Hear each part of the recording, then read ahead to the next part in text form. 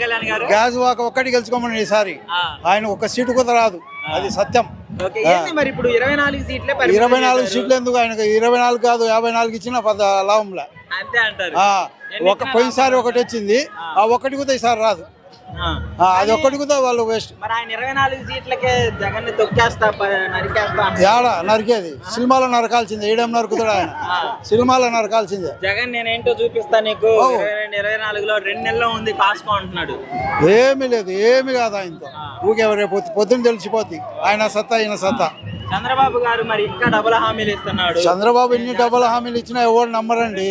నమ్మకం పోయింది, అయిపోయింది. ఆయన 14 ఏళ్ళు ముఖ్యమంత్రి చేసినా కూడా ఎలాంటి ఫలితం లేదు.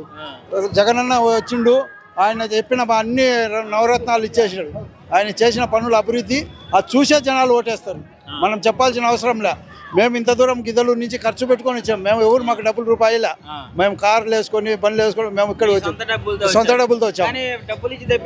ఎవరు అది ఊరికే అనుకోవాల్సిందే ఆ మాట.